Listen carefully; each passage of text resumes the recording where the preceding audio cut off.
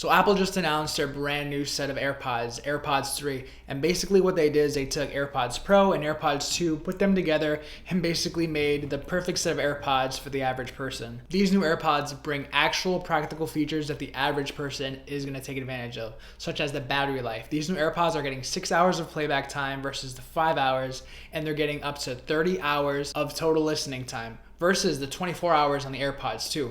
Basically, they're everything AirPods 2 should have been. And another feature that came to these AirPods that I didn't know was possible given the size of the case, but they brought MagSafe to the AirPods, which is something that I don't really know if people are actually gonna use or take advantage of, but it is pretty cool that they have that available, seeing as people are used to charging their iPhone with MagSafe. You got MagSafe on the MacBook Pros, and then Apple wants their whole lineup to have MagSafe, obviously, if they brought them to the AirPods.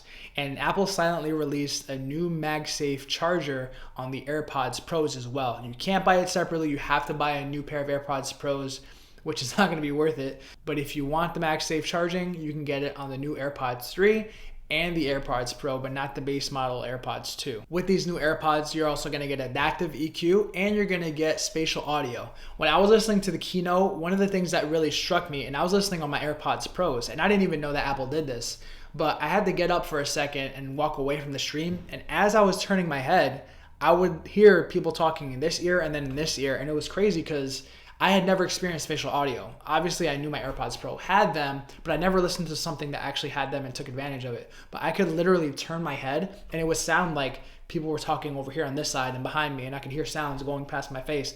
It was crazy. And that was on the AirPods Pros. And that feature is going to be coming on the AirPods 3. If you can buy the AirPods 3 and you don't really need the active noise cancellation, which they don't have, you're gonna be sitting pretty because these new AirPods are gonna give you high quality sound, all day battery life, and you're gonna get that extra 5 hours of battery life from the case. So if you're somebody that listens to music, you take phone calls, basic things, and you don't need the active noise cancellation, AirPods 3s are pretty much the perfect set of AirPods. They also have the new mesh grill, which is gonna minimize wind noise if you're outside talking or listening to music.